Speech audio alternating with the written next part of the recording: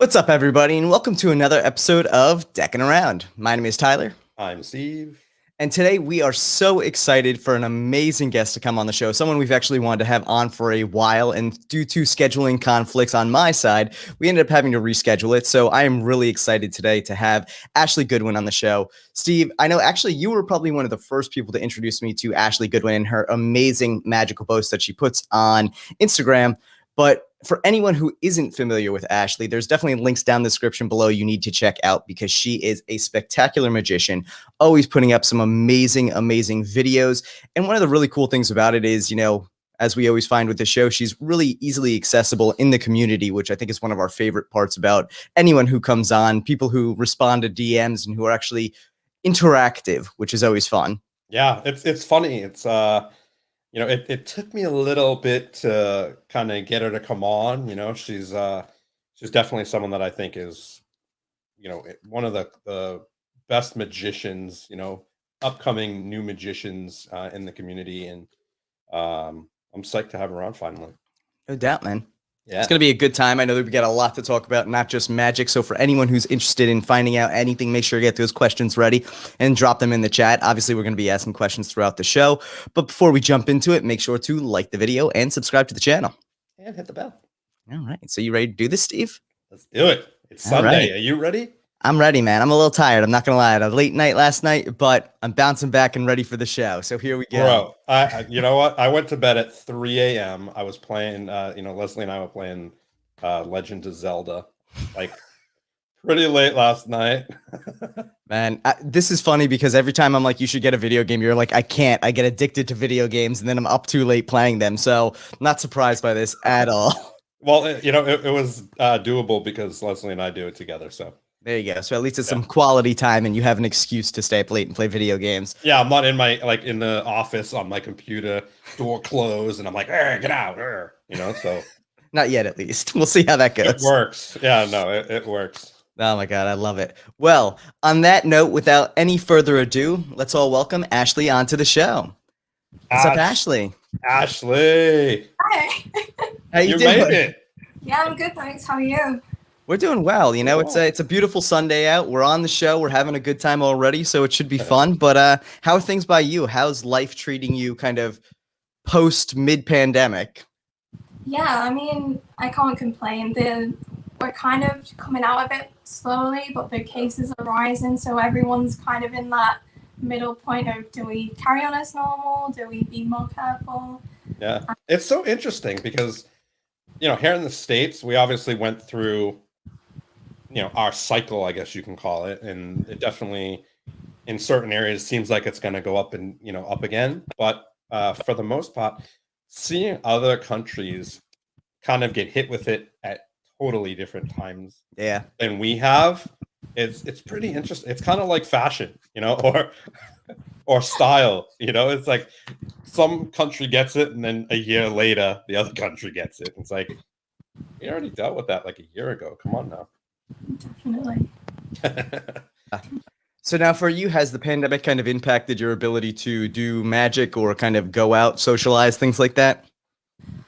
I mean, the socializing aspect, yes, definitely. But magic, a lot of the people who know me know that I'm more of a hobbyist anyway. So I do perform, but I kind of pick and choose what kind of gigs I want to perform at. And so, although I haven't been able to perform the last year because I'm not used to doing it constantly anyway, it hasn't hit me as hard as other magicians, I think, because I'm quite happy. I've got a day job, so I'm happy doing that and then doing magic on the side whenever I can.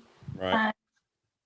So yeah, I'm quite lucky in that aspect, really. It hasn't been as hard for me as a lot of my friends. Nice. It kind of keeps you in love with the hobby, so to speak, rather than feeling like you have to do it. And if you're not able to do it, then there's so much pressure around it. And, if you have a day job that you love and, it's just a hobby, then you're not really pressured, Yeah, I mean,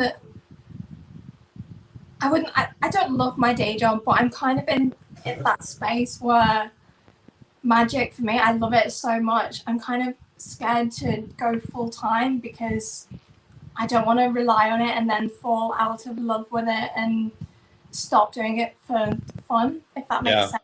Yeah, no, that totally does.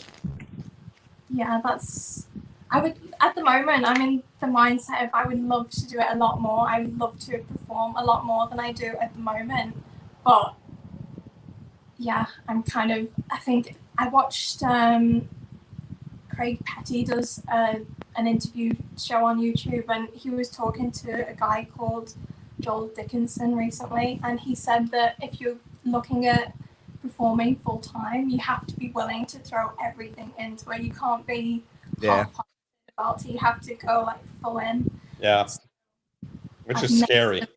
Yeah, I've never done that, but I'm performing now, so you never know. Who knows? Yeah, I mean, you never know. Maybe you pick up a few more gigs than you normally do, and if it picks up and you start getting more business, then yeah, maybe you take the plunge.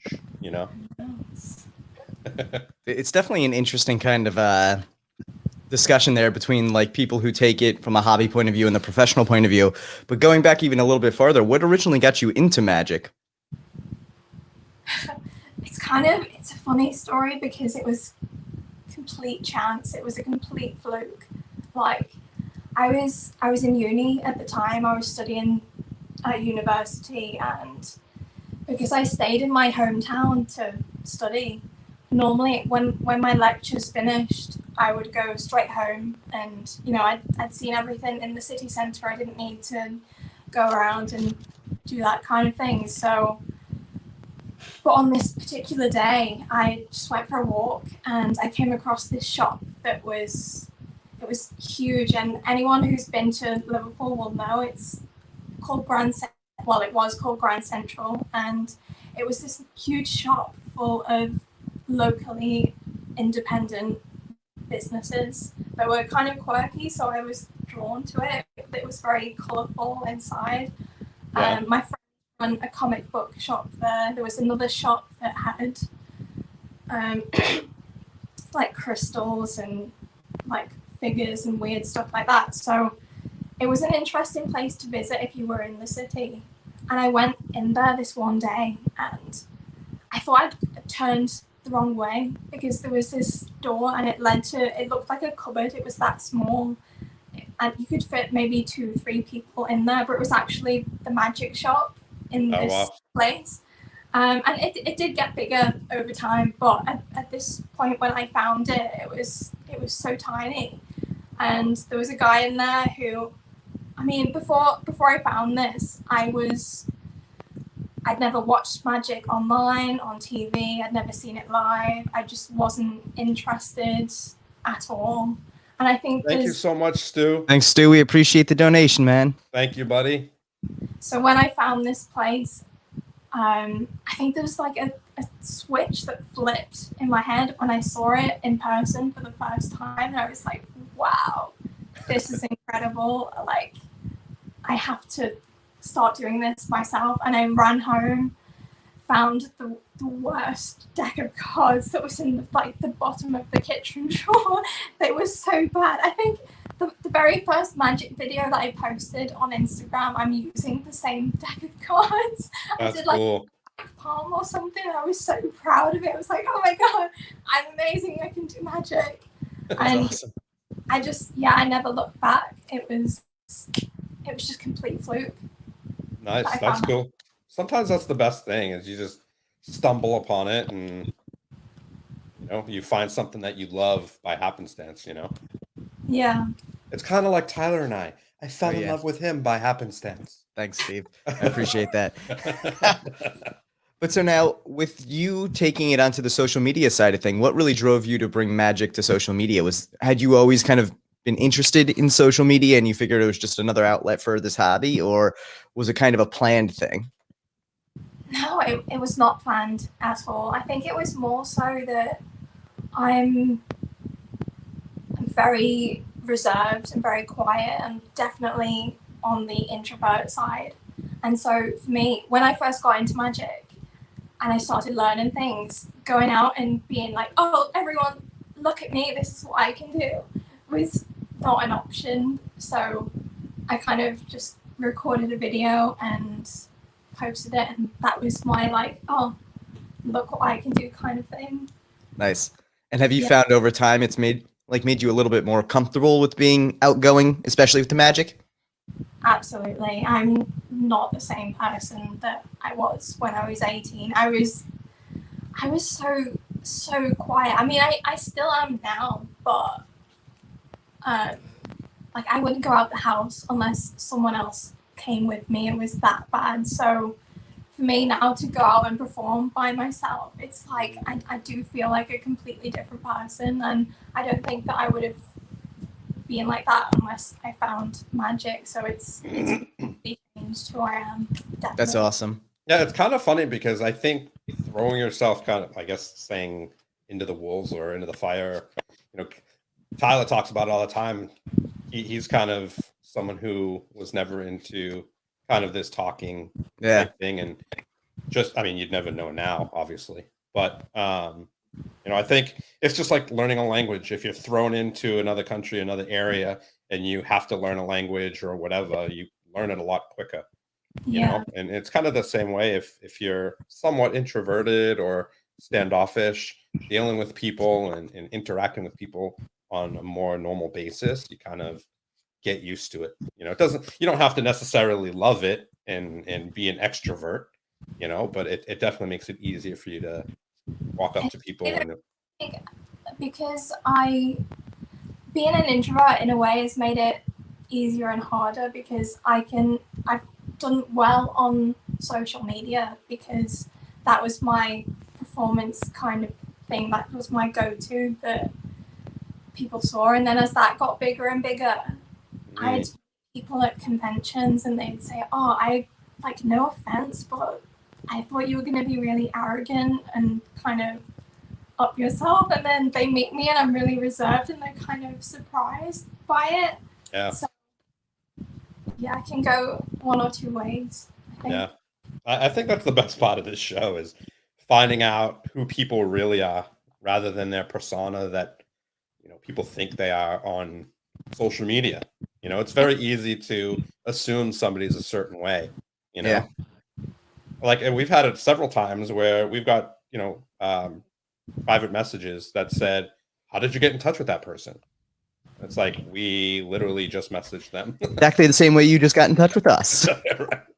It's like, yeah, we literally just messaged them. That's it. They responded right away. They're super cool. Yeah. So it's interesting, people's ideas of other people, you know. It's funny too, because like I know from the introverted side of things, it's almost like nerve-wracking or like a fear-based thing there. And I was watching this this documentary recently on Netflix called The Mind Explained, and one of the episodes was about psychedelics, which is really kind of an interesting topic, but it talked about how they're using psychedelics to solve like problems with like fear-based situations or like PTSD and things like that, where it's driven by heavy emotional kind of interaction. Yeah. I guess and again, like by no means am I an expert on this, but like from what I learned in the documentary, they're using it because in sort of like the monitored psychedelic trip, you kind of confront that fear and have a situation where it may be the worst case scenario that fear could involve, and then you come out of it being like, oh, that wasn't that bad. And so, like, you know, a lot of times with people who suffer from things like agoraphobia, where they're, you know, something traumatic has happened and they don't want to leave the house for whatever reason, you know, you have people who have literally like crippling situations. They're taking like mild dose psychedelics to have them kind of confront that fear. And then all of a sudden they're coming back and being like, oh, yeah, cool. Like, I'm good. I can go outside now. And you're like, wow, that's it's intense. So yeah. It's so interesting, right? That was the show that was, I think it was narrated by like Emma Stone or something. Yes. I think I've watched part of it, definitely. But there's a funny story. I've got a twin brother who's obviously the same age as me. And when we first started in school, we were in the same class together. And he's the complete opposite of me. He's very extrovert. He's very outgoing. Will speak to anyone. And there's kind of this ongoing joke in the family that he caused by like introvert shyness, because whenever the teacher, because we were in the same class, whenever the teacher would ask me a question, he would answer for me. Oh God. What I had to say. And so it's this ongoing thing that he's the reason behind it, but he denies it now, of course. Damn him. That's funny. It Yeah, is fun. it's so interesting how much our history shapes us.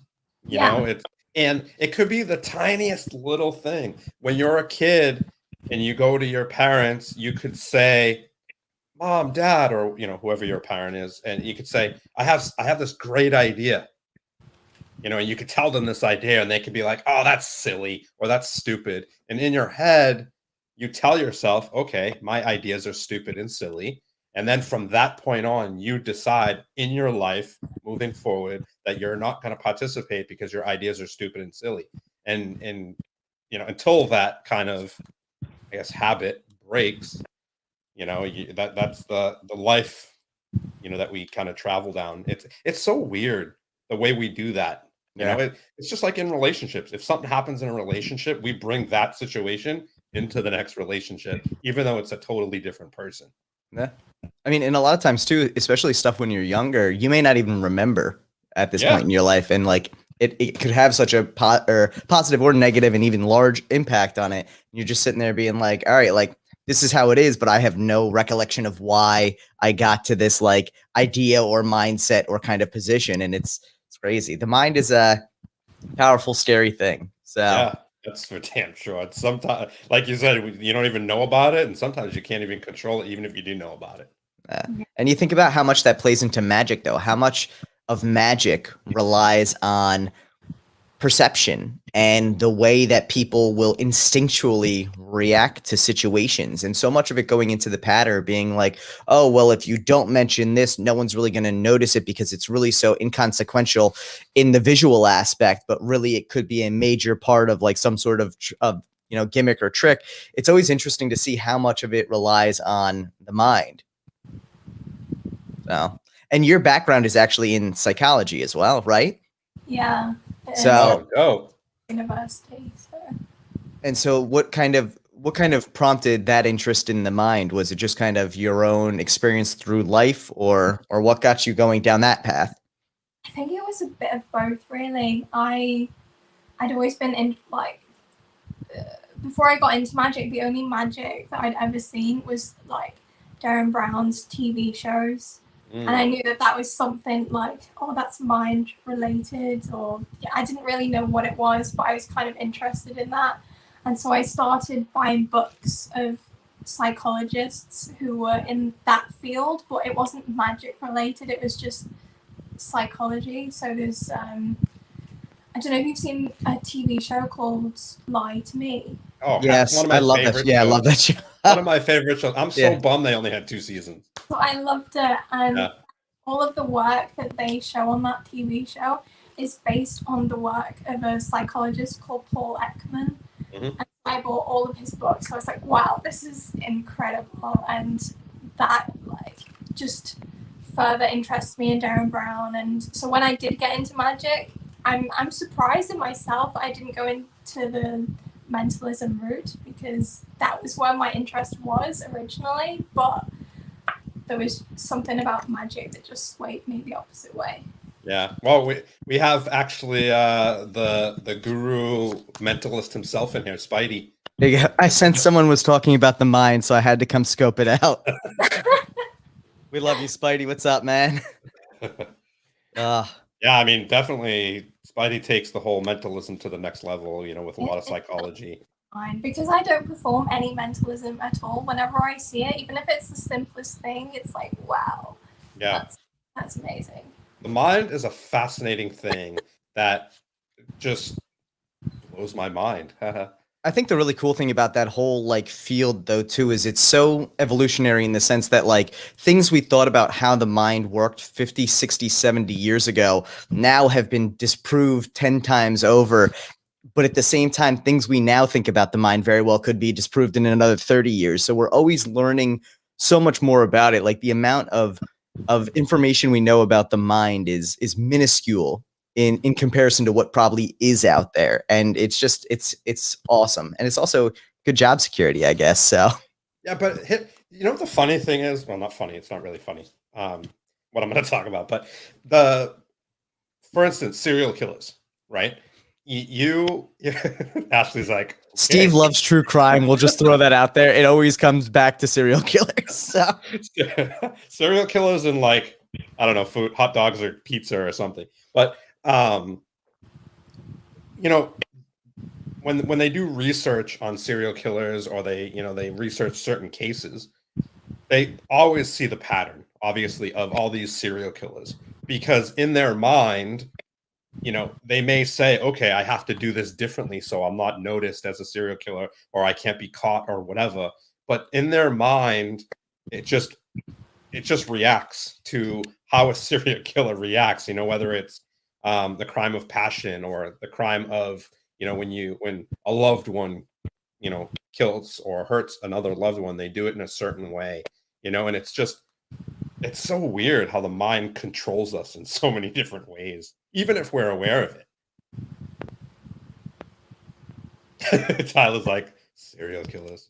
I mean, it's interesting that you brought it up though, because I was talking to someone recently, and especially today with how many serial killer documentaries or even true crime documentaries that are on Netflix and Prime, everything, it's kind of brought up that question of why are we all watching this stuff? Like, are we all kind of a bit crazy, or what's going on? And it's that kind of, we're just interested in everything that we don't understand.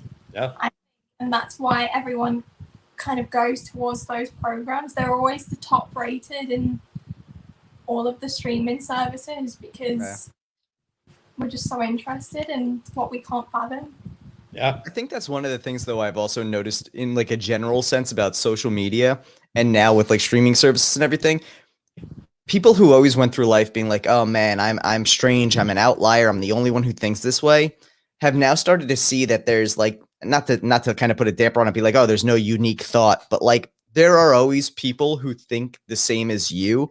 And I think throughout life, people always have like dark thoughts that come up, whether it be about, things they would never expect. You could be the nicest person in the world and you'd be like, oh, I want to punch that person. And then you pull back and you're like, oh my God, why did I even think that? So like all of these kind of like internal, sporadic, unexpected dark thoughts that pop up probably are, what draws us to this whole idea where it's like, this is the way to satisfy my curiosity about maybe where these thoughts came from, or what drove this person to go and do this and all this kind of stuff. Like it's interesting. I'm sure there's a lot more to it than that, but it's always interesting to see how social media and the internet and streaming services have kind of created this idea that like, you're not the only person who feels this way. And it's great from a positivity point of view, because then you don't feel so alone. But then there's probably also people out there being like, oh man, am I a serial killer? And you're like, I'll go watch a Netflix documentary and find out. So I mean, I'm watching this videos now, it's like, oh my God, am I a serial killer? Like, what's going on? we talk about it all the time. Like Leslie, my girlfriend, and I, we are infatuated with true crime. You name the show, we've seen it. Or if a show comes up on a new show, we usually know the case. We're like, we've seen this case before on this show or whatever. And I do find them really interesting. Everything that comes up and I see, I'll watch it. Yeah, it's crazy. I think, I like Tyler was saying, I think, so there's two types of people, right? There's someone that's interested and fascinated, right, but would never do it. And then there's the people that just do it, but there's a big gap in between the amount of people like that. But I think, it's just like when you're driving on the highway and there's a car accident. Yeah. I mean, God, why do you think there's traffic? Because everybody's like driving by, looking as they're driving, it's just, people are just, they're fascinated with the whole, like, curious. with the dark side of life. Thank you, Mark. We appreciate the support, man. I got my sounds back. Yeah, no, I hands down agree. And it's funny too, because like you think about anytime you're in a car and you're like, oh my God, I wonder what happened. Oh my God, did anybody die? And then you come back from it and you're like, but also like, I hope everyone's okay. Like there's this like, this almost like you're stepping back on it where you're trying to be like, no, really, I'm a good person. I hope everyone's so okay. True. But you're also like, oh my God, there's an ambulance. What's going on over there? Like, that's so true. Sometimes I feel, I don't know. I'm a little too curious, like in my head, I'm like, ooh, it would be so dope to be like a forensic photographer, you know, like take pictures of crime scenes, you know. Oh Like, my god. I'm on the side of I hate when I'm watching a show. There's a show, I don't even remember what it was, but there's a show where they supposedly dive really deep into crimes. And the first thing they show is, you know, sensitive content. You know, you'll see images that are very sensitive, but when they show the images, they're all blurred out. Literally everything about the image is blurred out, and you might see like everything blurred. In the top right corner, you'll see like a t-shirt or like a desk, or they don't show anything. And me, I will literally go online and search for those photos and be like, and in my head I'm always like, how did this happen? What did this look like? Dude, Spidey is funny as shit. Yeah. Definitely a serial killer. No box of Lucky Charms is safe around me. I hear that. Cinnamon Toast Crunch all day. Oh my god. I've had to like resort to eating cereal at work now because the food has gotten so terrible, and they have little prepackaged like containers of cereal. So I've been retrying all of like my childhood favorites, and Nice. I'm realizing that half of them taste like crap now. Yep. And I'm just like, all right, cool. Like I had Apple Jacks the other day, which I used to love. Yeah. And they're disgusting now. They taste terrible. They probably tasted terrible back then. Tear up the inside of your Yeah, mouth. they're terrible. I don't. It's funny. It's like when again, this kind of almost ties into the mind thing too, off the serial killer route though. But like the whole nostalgia aspect of things that as a childhood memory, you'd be like, oh man, like I need to try these fruit snacks I used to love, or all this stuff I used to love. And there's always like a 50-50 shot that you look at it and you're like, well, I just ruined that childhood memory. Dude, that's so true. You remember Pez? The Yes. Pez candy? I used to destroy Pez. Like, I was never the one that loved all the opening mouths or Now anything. you just pour it in your mouth. I literally would open the pack. I would open the package, throw away the stupid like mouth thing, and then I would eat the Pez. So probably 5 years ago, I went into a store and I saw a pack of Pez, and I'm like, I am gonna totally get some Pez. I tried them, and they were literally disgusting. They tasted like chemicals. It was horrible. Yeah, I have the same. I mean, I've never heard of any of the things that either you have just mentioned. And I used to have this cereal called Golden Nuggets, and I used to, when I was a kid, and I like tried it again recently, and again when I tried it, I was like, did I eat this? Like, did I really eat this? It's gross. Golden Nuggets. I'm looking this up to see what it is. It looks like corn, like what would be corn pops in the U.S. Oh, totally. Yeah. Yeah, but Corn pops for sure. yeah, I feel like cereal in the UK is probably healthier than the stuff we get over here, where it's like loaded up with like marshmallows and all that trash. But yeah, Americans love that sugar. Give me more sugar. There's that whole black market for like American cereal, where like in other countries they're like, oh man, we'll pay like $30 for a box of Lucky Charms, and you're like, what? It's like, all right, yeah. How do I become a cereal smuggler? All right, everybody. Markets over here, they have a whole aisle where it's full of like American cereal stuff that you can buy, and it's so expensive, and people will buy it because it's like, oh, this is like fancy stuff, whatever. We didn't actually tell everybody we're stopping to talk about cards. We're just going to talk about American treats that we we're going to start selling to other countries. Oh my god. Has anybody got their new box of Nerds? Well, we just got the purple in. Oh my god, dude. All of the US candy stuff too is like trash in comparison to like candy around the world. Like, and that's the fine thing, because we have the same thing here. People like chase down like UK like Cadbury like chocolates and stuff here, because the only Cadbury we have here is the cream eggs, and they're like disgusting. I used to eat those and just eat the middle. Oh man, I mean, same. That was the only good part. But then you realize it's like 9,000 grams of sugar in there. I don't even care. You get to be an adult and you're like, all right, like this is definitely how I'm gonna die eating these Cadbury cream eggs. Yeah, Spidey's like, I wonder if it's American, so every so often they send each other care packages, and it's like that hers will be full of American candy and stuff, and his will be full of everything that we have over here. And it's interesting to find, like, she's always mind blown by the things that I think, oh, but you could get that anywhere. Like, it's crazy. Yeah, Nick just said candy corn used to be the bomb. 100% agree, but they are disgusting now. I also wonder how much of it too, and this is where like I'm almost like sad about ruining childhood nostalgia, is like I think so many of the recipes that they used to use for this stuff has changed as they're trying to find cheaper ways to produce it. So things that probably used to be good when we were younger now are so chemical filled and don't taste the same, and we're like, oh, was it just that we didn't know better, or have they changed? I like to default to the idea that they've changed it, and back in the day it was still good, but now it's trash. I wonder if we can find out on eBay if anybody has an original, one that has like an expiration date of 1993.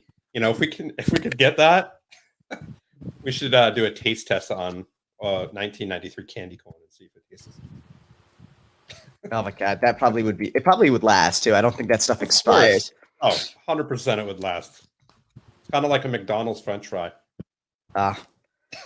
So of all the chocolate and cereals we've talked about here, other than Golden Nuggets, what was your favorite like candy growing up? Mine, there's a Cadbury bar. I don't know if you've heard of it, but it was a Cadbury bar called a Crunchy. If you've ever heard of it over there. We have Crunch. I wonder if it's like a Nestle, like similar. Is it filled with like just like little puffed rice in it to make it like have a little bit of a crunch to it? It's got like honeycomb kind of. Oh, stuff. damn. Honeycomb.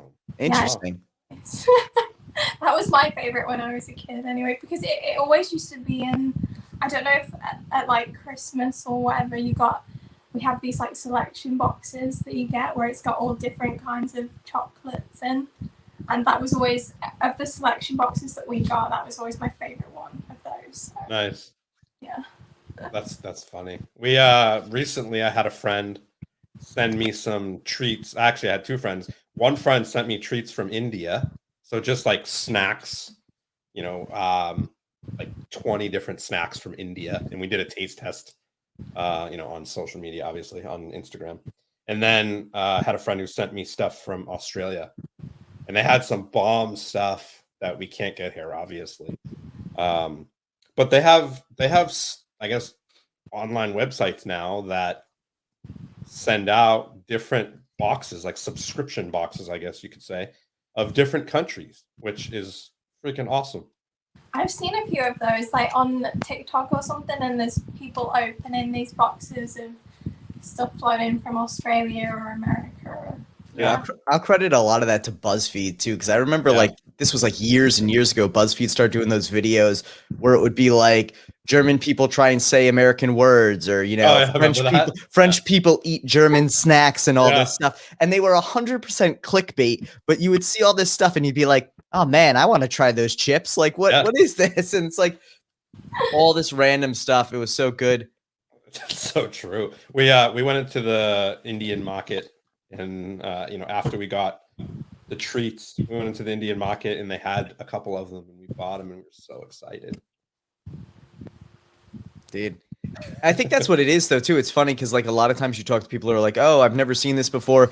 And it's like, if you go into like specific, like ethnic groceries, you can find similar stuff there. It's just like how often, I'm not very often going into like the Asian grocery store because I'm not cooking a lot of Asian food, but I'm sure if I went in there, I could probably find a lot of the stuff that fascinates me on the internet. And you'd be like, oh, cool. Now I have a spot to get all this good stuff.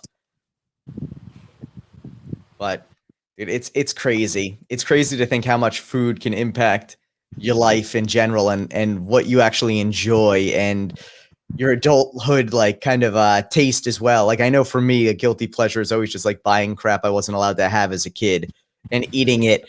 And then I'm like sick on it. And I'm like, oh, this was a terrible idea. Now I understand why my parents didn't let me have this. So here's a question for you, Ashleigh and Tyler. If you could eat one type of food, right, for the rest of your life, and that's the only food you can eat, what would you eat? And it could be one type of cuisine, or it could be just like one dish. If you could eat the same dish for your eternity, what would it be?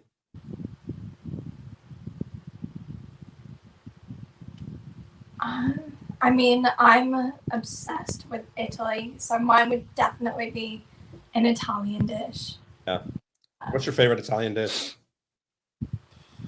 I feel like Fettuccine Alfredo? No, I'm just kidding. I feel like I'm supposed to say pizza, but I love bruschetta, like the starter dish that you have. That's like, oh, so good. Yeah. So it is so good. That's like, oh, I don't know. I don't know if I can live off that though. Yeah, you'd have to eat a lot of it. I get pretty bored pretty quick. Chef Boyardee. Spidey said Chef Boyardee. Oh my god. I mean, there's a wide variety there. I was just about to say same thing about his previous answer, which was sushi. And I was like, the nice thing about sushi is like you could eat it perpetually, but you wouldn't necessarily get bored because one day you could have like tuna-based sushi, the next day you could have like salmon-based sushi or eel-based sushi, and work your way through all of them. But yeah, but here's the thing: if you eat sushi for that's a lot of fish, but there's a bigger possibility, like a much bigger possibility that you could get food poisoning from sushi than anything else. Yeah. So that will ruin your one style of meal for life, probably. Well, what would yours be? Mine? It's tough. Mine would be Oreos. Yeah, Tyler would 100% Oreos. Oh my god, does that count as like I don't know if it's actually a food. Yeah, I don't know about that either. It's kind of, yeah. What would your food be? Yours would probably be Italian, because you'd eat pizza. Oh yeah, pizza would be my go-to, or burritos. I'd have a tough time picking between the two. Really? Yeah, dude, I would. Mexican, my second, to be fair. I love Mexican food, and the reason I would say I'd be tough with the choose between the two is, as much as I love pizza, when you eat too much pizza, there's so much salt in it, you just feel like garbage after. Similar with Mexican, depending on what you get, but like you could so much work around it. I'm okay with it. That just means it's more filling, man. It's more filling. Yeah, but I feel like a burrito after I eat one. Ooh, there you go. Jeff Patton solved it. Pizza burrito. It's called a hot pocket, Jeff.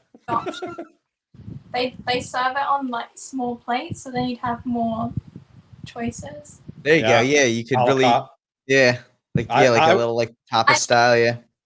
Tapas now. Yeah. Mine would be either Indian food or Italian food. It'd be tough because I love them both equally, but it's tough. I'd probably say Indian food. Yeah. Just because that's what I'd say. I'm sticking with it. If I talk myself into a little bit more, I might sway towards Italian, but I'm gonna stick with Indian. You guys have a lot of Indian food in the UK? Yeah, it's like a standard. If anyone gets a takeout, that's one of the instant options that Steve, you got to move to the UK. You'd love it. Yeah, no. It's not very popular over there.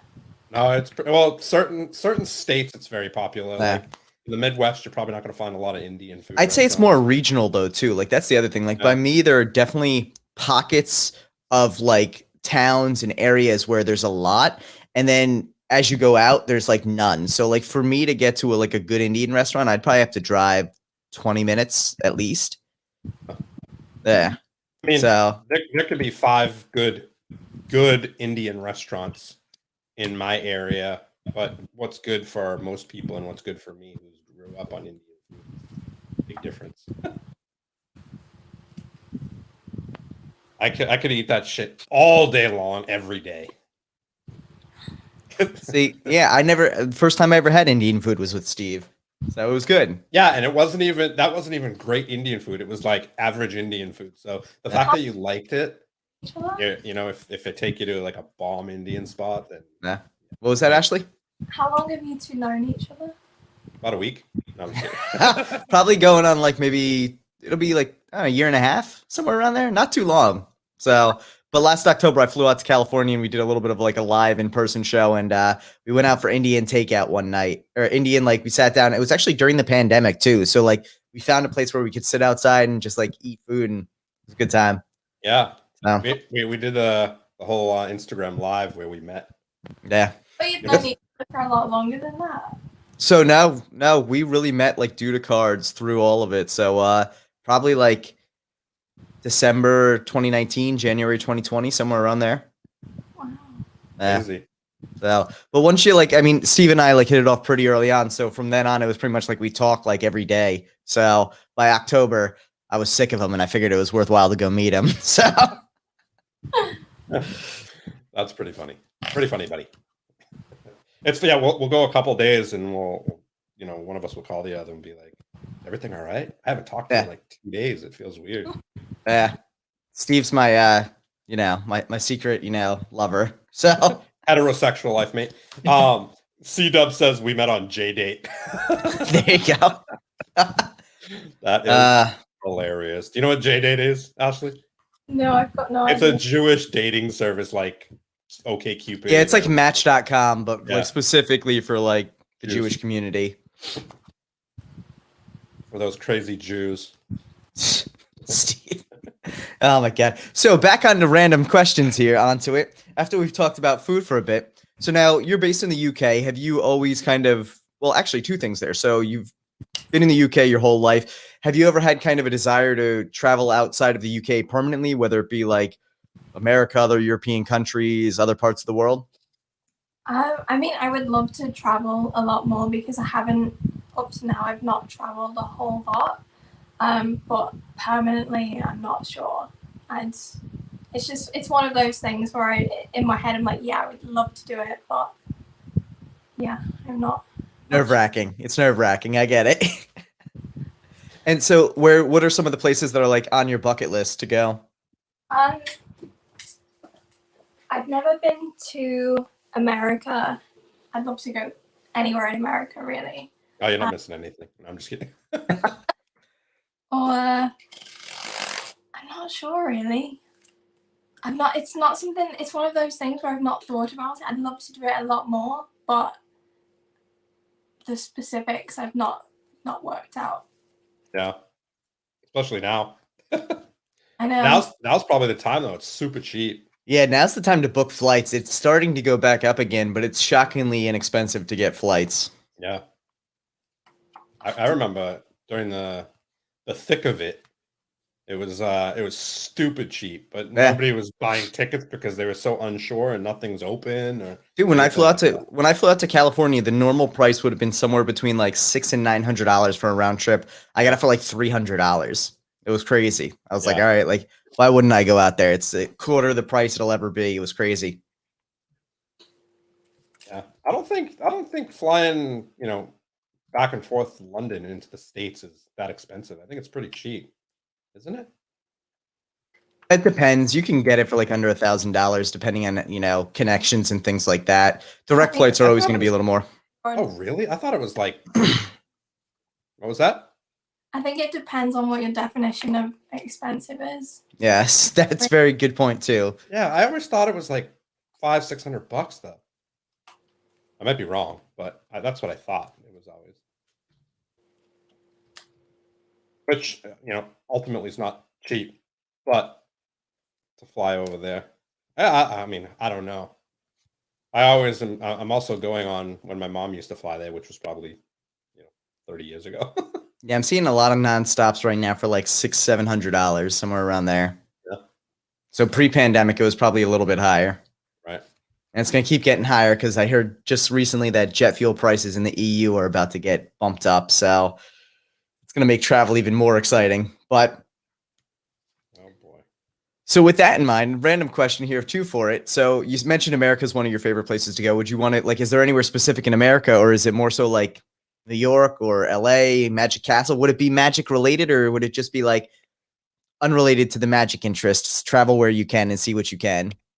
Yeah, I don't think it would be related to magic, really. I think New York, like when I was in school, I was about maybe 13 years old. Me and my friend at the time were always like, right, when we get older, we'll go to New York together. That's what we'll do. And obviously that never happened, but I'd love to go to New York at some point. If you ever go to New York, you'll have to hit Tyler up and he'll take you out to some bomb pancakes. Oh my God. Good pancakes, good Mexican food, and good pizza. So Could we'll be make it Mexican food make it too. happen.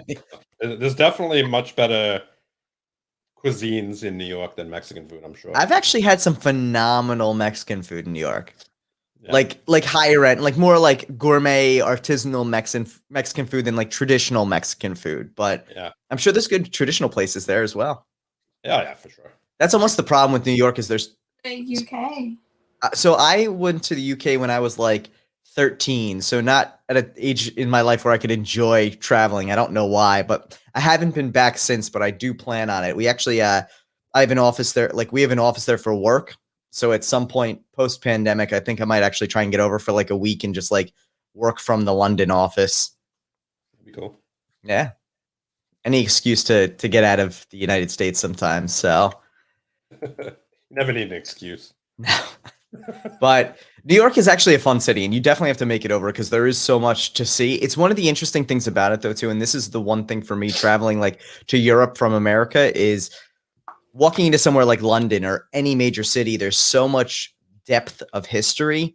And while there's a lot of history in places like New York, it only goes back so far as like 1830. So, like in the scheme of like world cities, there's not. It's like super young still. And I think a lot of people don't like realize that until you go somewhere and it's like, oh yeah, this building is from 1532. And you're like, wait, what? Like shit blows my mind every single time I go somewhere. And I'm just like, that's like amazing that there's so much depth of history in so many of these other places compared to like America and like North America, Canada, Mexico, the US, like all of that. Granted, there's a lot of history there that we whitewash over, like, you know, native history, but like from a position of like modern day America history, 200 and change years old. Yeah, it's crazy, right? You go to some place like Thailand or India or like just places that are just old. And then we think of the States and we're like, oh, that's about 100 years old. That's old. It's definitely interesting to see how much, you know, people love to go to New York City. And again, like I get it to some extent. Like the first time you go, it's really fascinating. But then you also have to think like there's people who literally commute into the city every day. And I'm sure it's the same with like London and places like that. The awe and appeal of it wears off very quickly when you're like forced to go there.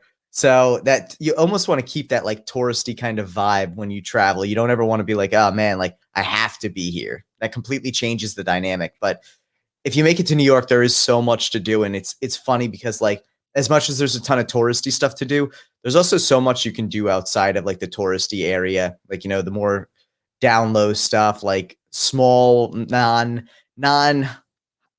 I don't want to say like non like big name like restaurants and things like that, but like places that are more so like small restaurants, small kitchens, things like that, that people aren't like jam packed to get into that are still just shockingly amazing, you know? And definitely have to try pizza here because American pizza is different than pizza anywhere else in the world, I think. Other than maybe Canadian pizza. I once saw a Canadian pizza that had tater tots on it, and I realized that they may have beaten us.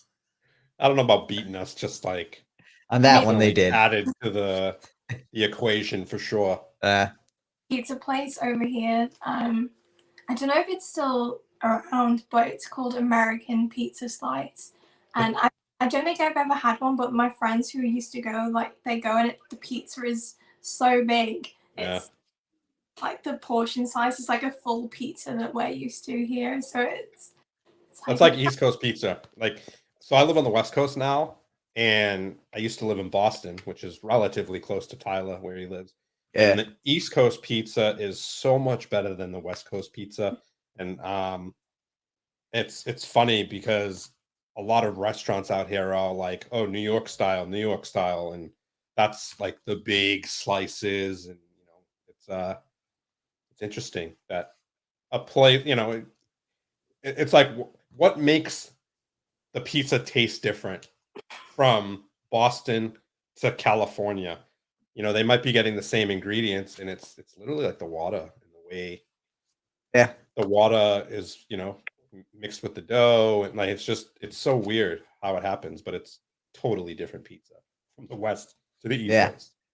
And if you're in the mood for that, I mean, I think this is the same with everything too. If you're in the mood for that specific style of pizza, Nothing else is satisfying. It's same with like bagels and like a lot of other foods. I'm sure there's foods in the UK where it's like if you go to different regions, it has its own little regional take on it, and sometimes it's just not what you were wanting.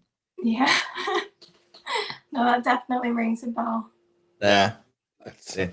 Dude, talking about bagels. Bagels are one of my favorite things, obviously, in the world. Good bagels are delicious. Yeah. But And you want to hear something crazy? Some of the best bagels I've had is from the local supermarket here in California, like that is near me. It's crazy. I've had like actual Jewish bakery bagels, and they're obviously bomb. But some of the best bagels I've had is at this place called Rayleigh's, which is like a California supermarket. that's crazy. It's That is crazy. surprising. Yeah. I don't know if I believe you, but I'll have to try it one day. Bro, trust me when I say All right. that. I also love how much food just drives the world. Like, I feel like part of like the reason I travel places is like I hear they have good food and I'm like, ooh, I want to go there and eat that stuff. Like, yeah, there's cool sights to see and everything, but like, ooh, French, whatever. I don't know. Sure, let's go eat there. You know, I'm actually heading to Portugal in a couple months, and like everyone's like, you have to try the egg tarts, and I'm like, cool, food. I'm down. Let's do it. Like, how do I make my entire vacation about where I'm eating food? I'm okay with this. But it's great. Now, I want to say maybe getting back on topic. I don't think we had a specific topic to get back on. We never have a topic, dude. But so what we'll say instead is transitioning to a partially already visited college, partially visited topic. When you first got into magic in uni, what did a lot of your friends think of it? Were they kind of surprised, being like, "Oh, magic! Like, why are you getting into that?" Or was it more like, were they excited? Both, definitely.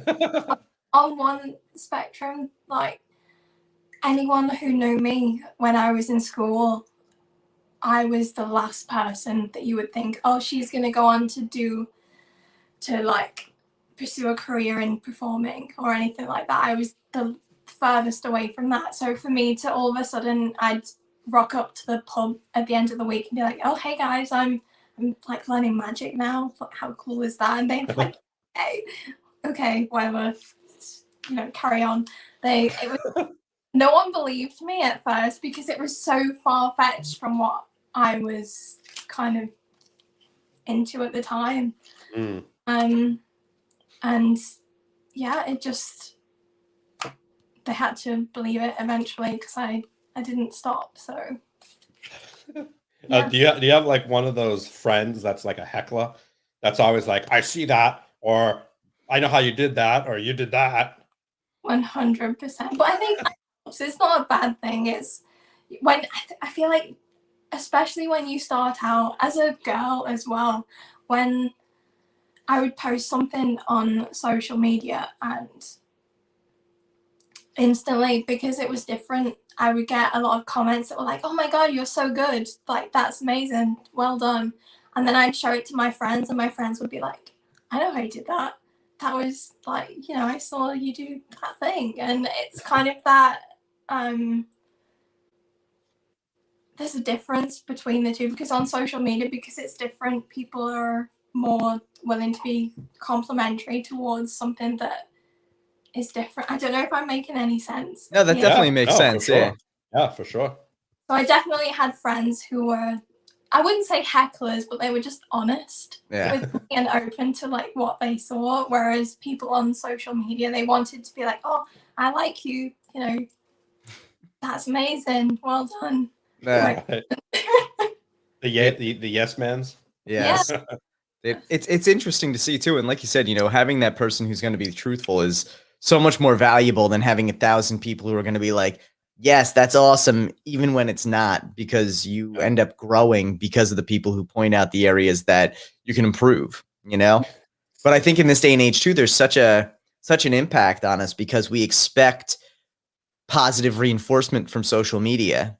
And so when you don't get it, it has such a more profound effect, even if it could be taken the same way. So people not saying you're awesome on social media basically has the same underlying message as your friends telling you, I saw how you did that, this, and this, but we don't take it the same. We don't take it as like constructive feedback. We take it as like this like catastrophic failure, which is crazy.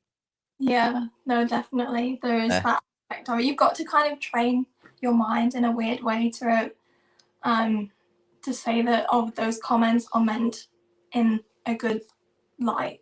Yeah. Not take it personally. You've got to kind of train your mind to think that today, which is strange, really, but it is the case. Yeah. Now, how's your relationship with social media? It's been very mixed, I think. In the beginning, definitely positive because it brought me out of my shell a lot. And over the years since then, it's been up and down because I feel like everyone, you have those days where it's, if you post something and it doesn't do as well as you would have hoped, you're kind of like, oh, that must mean that I'm terrible, or it kind of has an impact on your mood as well, which shouldn't be the case like at all. But it's hard to get into the mindset to think, okay, it's just a video. If it doesn't do well, that's all it is. Like, yeah, I think the crazy thing that we forget about is it's not about people not liking it if you don't get response. Nowadays, it's all about algorithm, right? It's all about how many people are seeing what video, what time of day you're posting it to get more eyes on it. And there's so much involved with how to get people to see your video that the response nowadays is really, I don't know. I don't want to say it doesn't matter because obviously it does to an extent. Yeah, but it's almost curated. Yeah, Or it's so manipulated. different now. Like one of the big examples is on Facebook, right? I have my photography page has like 35,000 followers, right? But the amount, if I post something, the amount of people out of my 35,000 followers that actually see my posts is what, 4%? 3 to 5%? And if I want to, for the rest of them to see it, I got to pay for it, obviously. But it's just in our minds, we may know that, but in our minds, we're like, okay, I get that, but it still hurts when we don't see more followers or more likes or more views, or it's just so strange. That's the whole, I guess, roundabout way of saying back to the mind, I'm more sensible with it now than I used to be. It used to really bother me quite a lot, but now if I kind of notice that I'm having those, like, oh, I'll feel bad for the day because something I posted didn't do well, I kind of take a break from social media for a bit and just have a couple of days, a week off or so. And I'm lucky in that I could take a step back and notice that now, because I honestly can't imagine how hard it must be for a young, like, teenager growing up, trying to figure that out when it's all that they've ever really known. It's ridiculous.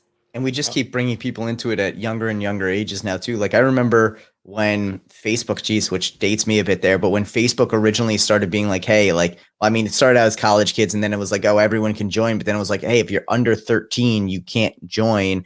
And even like bringing kids in at 13 onto a social media platform is insane. Like it's great. You can allow different connection, but like you almost wonder how much that takes away from the connection of people you have around you when you're growing up. Like do you have less involved relationships with your friends who are local because you have this ability to meet people around the world? And like it's really interesting to see how a lot of that plays out. And even like with the Social Dilemma like documentary that they showed, like I think we all forget too that like the business of social media isn't to promote us. They only promote us when it benefits them. Yeah. And so when you have a video that reaches 1 million people, and then you have another video that only reaches 1,000 people, it doesn't speak to the quality of the video itself.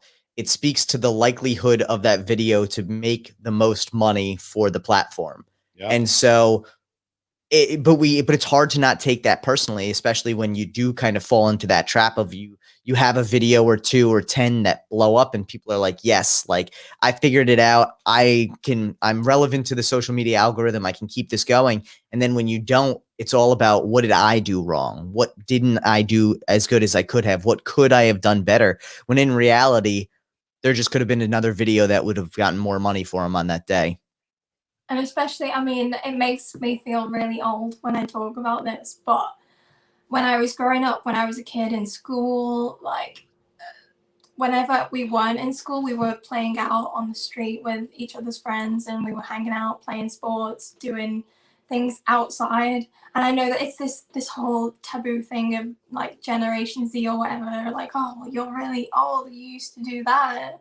But we didn't have Facebook or Instagram or that kind of thing. It was all just pure interaction. And even though, yeah, of course, there were still bullies and there were still those kind of people out there back then, it wasn't to the same degree as Yeah. it is today, for Yeah. sure.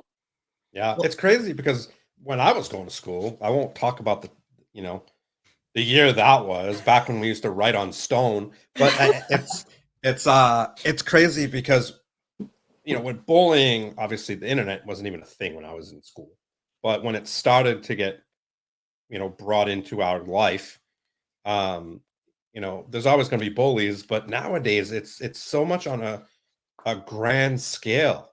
People that you don't even know are bullying you. It's people all over the world who are chiming in that have like minds of fucking, like, just, I guess, demented assholes who are just love to see people feel like shit. And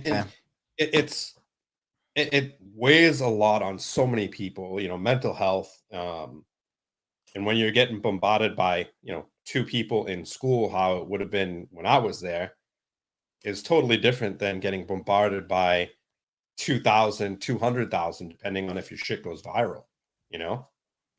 It's crazy. Yeah, it's a different game for sure. Yeah, I And mean, at you have least, people, yeah. you have people like writing messages to people that they don't even know, saying you should kill yourself, you Yeah. should drink bleach, and it's like, who says that? Yeah. Like, who says that? You don't even know me. You live in, somewhere where you've never even been to the States or whatever, and you're sitting here telling someone to drink bleach. And this is the craziest part about social media. And Jeff raises a good point here. He says it does good and it does bad. It's complex.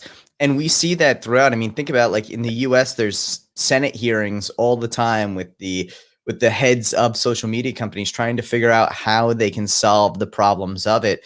The problem is there's so much good tied into it that you don't want to just say, okay, let's get rid of all the positive aspects along with the negative aspects, but they're so intertwined, it's difficult to really figure it out. And, like, I mean, I don't know behind the scenes how much Facebook and Instagram and all this really do about bullying, but I know they have features in place to try and prevent it. But I don't know how proactive it is, and a lot of times in situations where you have someone who's getting bullied, their natural instinct is to not share that. And so if you put the onus on the person being bullied to report their bullying, you're now making it less likely, or harder. In fact, you're putting a barrier to people reporting these kind of behaviors, whether it be harassment, bullying, whatever it is. At the same time, though, I think if you said, hey, we're going to proactively go through all of your messages for bullying, people are going to be up in arms about that as well from the privacy point of view. So it's like, it's a very, very hard scenario to really find the right answer. And that's a shame, because 100% right, Steve. Like, the fact that people are out there bullying people they don't even know over things that they don't even know about is mind blowing. Yeah, it's I mean, crazy. when you can, on Facebook, for example, you can send a message to someone who you're not even friends with. So say if you were a kid in school, you knew the person's name. If you're not friends with them, you can just type in their name, send the message, and then it comes up to them as a request, I think. So even this, it's all on that person to, like, right, I'm gonna ignore it. Yeah. It's one of those. It's tough to be like, okay, social media is a good thing because A, B, C, and it's hard to find that middle ground of, like, okay, what are we gonna do about all of the bad stuff? Because Yeah. Yeah, I mean, it's the same thing. It goes back to, like, being curious. Someone you don't like sends you a message. On one side, you're like, okay, I shouldn't open that message. I shouldn't read it. I shouldn't care. But in the other on the other side, you're like, okay, I want to know what they say. Yeah. And that's when you open it, and what you read is go drink bleach. And it's like, after that point, you already were hit, you were hit with this horrible, horrible words from someone that A, don't like or don't know or whatever the case may be. And then you're stuck with dealing with that. And based on your mental health, that is going to depend on how you go forward from, that information, I guess you can say. It's crazy. It's crazy, the world we live in. It's great, obviously, because here we are, like, talking on video and bringing someone that we don't know and that we've never met to other people and stuff like that. But yeah, again, it's the good comes with the bad, Yeah. without a doubt. And that's the tough part. And I think a lot of times too, we make the compromise being willing to try and take on the bad for the benefit of the good. Yeah. And who knows where the world would be had social media been stomped out in its early phases because of the potential bad. So I think we would all inherently suffer in the long term because of that. The worldliness of everyone in it would be, hindered because of that. But it's something else. I mean, I even remember though too, when like social media first got big, it's like, don't talk to strangers or like, don't give out your personal information. It feels like that whole mentality has gone away because now social media is seen as part of the normal real world. It's not this scary thing where if you give your information to someone, you could get kidnapped, which I'm sure it still is, but like we've almost like blinded ourselves to that side of it. Yeah. I mean, it's so easy to see somebody's life nowadays, right? It's just, yeah. And I don't want to obviously get into that, but there's so much good and there's so much bad in everything, and when we have something that's so mainstream and such a part of life, all that stuff is going to be so out there, where it's in our face, whether it's the good or the bad.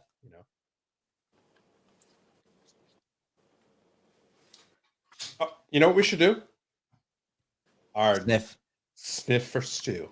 We should. It's Yeah. I feel like we always can remember it around that 1 hour mark. So Yeah, let's I make it literally happen. looked and I saw Stu, his name, and not obviously Different stew, yeah, but different yeah. Stu, but I saw Stu and I'm like, before I forget, because we'll probably forget, let's do our sniff for stew. So as we kind of mentioned in the pre-show, this is a tradition on the show where we have our guests open a new deck of cards and give us kind of their thoughts on the smell or the experience of opening and sniffing a deck of cards. I know that may sound weird to some. Some people love it and do it with every deck they open. Others, it's a first-time experience. But what deck are you going to be opening today, Ashleigh? I've gone for my fellow Mancunian Adam Borderline's Untitled. Nice. Very nice. Wait, he's coming out with a new deck. And this is an old one. Yeah. But did you see he's coming out with a new deck? What was it? Boca? Yeah. The Boca deck. Yeah. Definitely going to be interesting to see how that turns out. I love the abstract style of his decks. Yeah. His focus deck was fun. Yeah. I love the seal on this as well. It seems such a shame to break it, but I'm going to do it. That's always like a problem with cards is like, I prefer decks without seals because you don't feel like you're irrevocably ruining something. Yeah, right.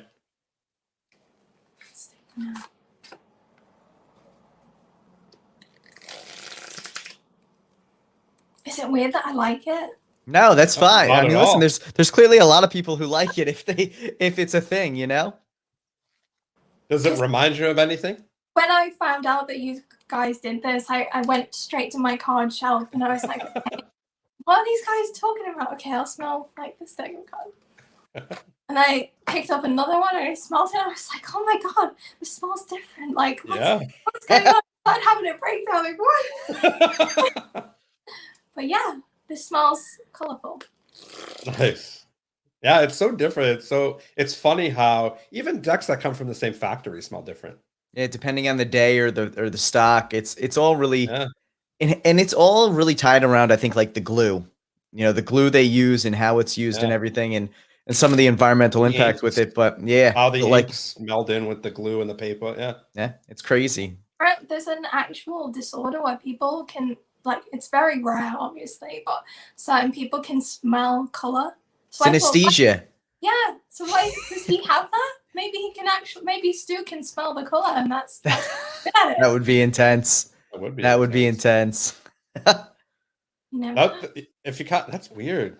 I've never met Do you someone with smell- Do they synesthesia, smell the but yeah. color?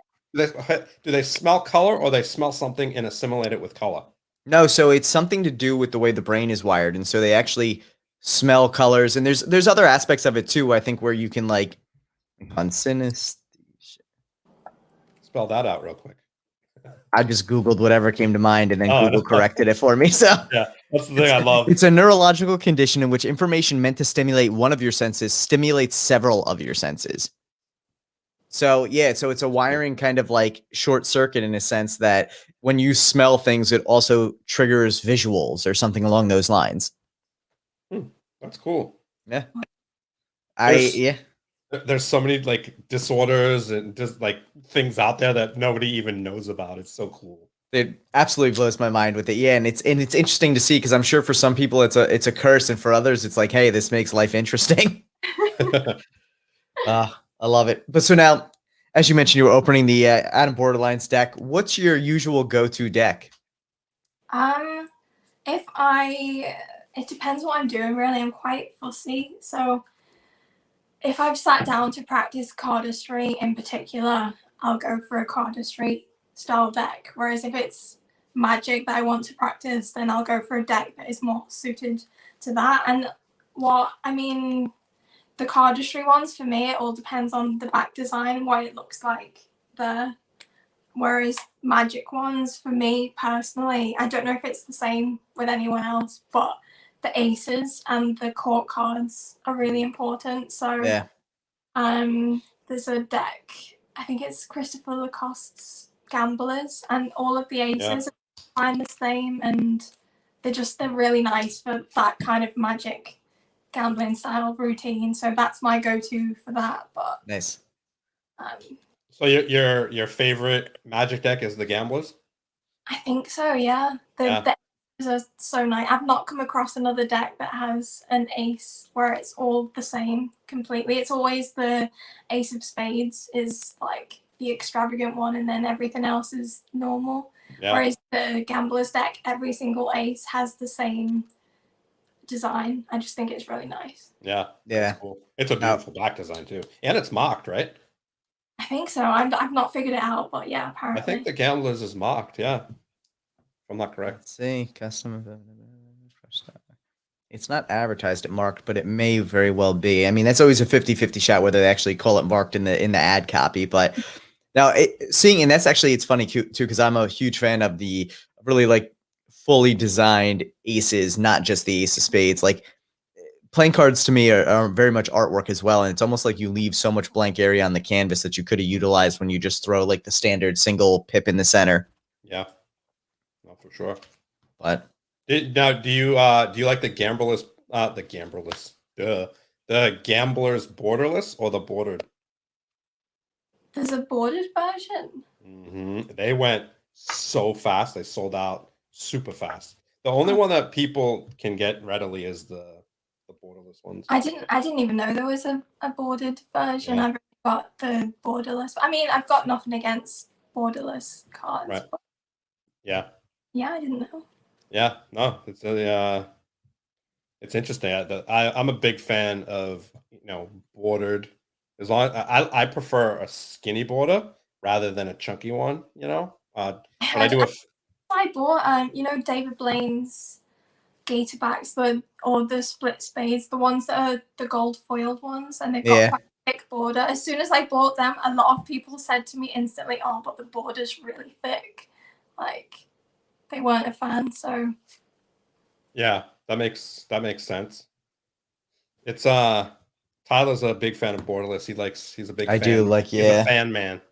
Yes, a lot of the like the Lux decks from JP Games. Oh man, those were some of my favorites. The mandala is beautiful. Yeah, the mandala is like probably one of my favorite borderless decks. Yeah, gorgeous.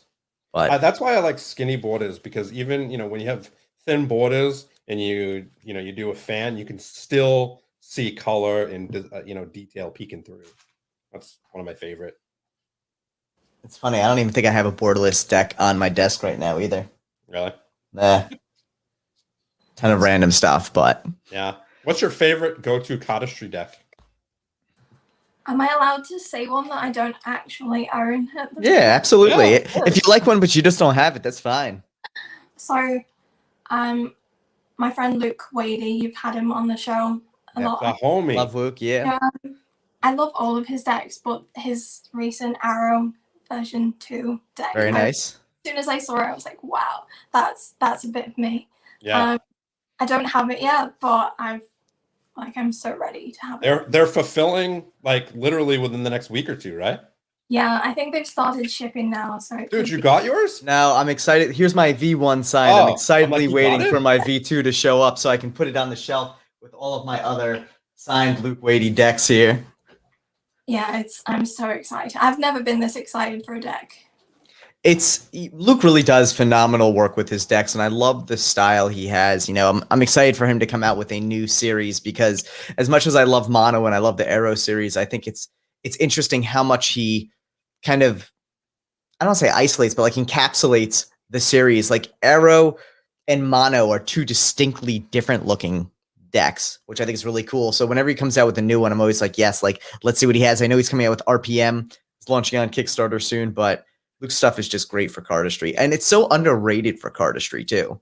It really is. Like he's like his work ethic. I've never known anyone like it. Every time I speak to him, he's working every single time. So he just deserves, even though his name is known in the community now, he deserves a lot more credit. Yeah, no, without a doubt. I tell him very often, I'm like, dude, you just need to go to sleep already. It's like 3 o'clock in the morning. Like, take a nap real quick. It'll be all right. Like, tomorrow's another day. But he is driven like I've never seen before. And so now, being both in the UK, have you ever met up with Luke and talked cards or Magic or anything, or not yet? I've never met him actually. I mean, the first time that we kind of got talking was one of his mono decks I did like a little video for, Nice. with a prototype, and then even after that we didn't speak a whole lot. It's only this past year that we've started talking a little bit more, and yeah, he's very talented. Yeah, for sure.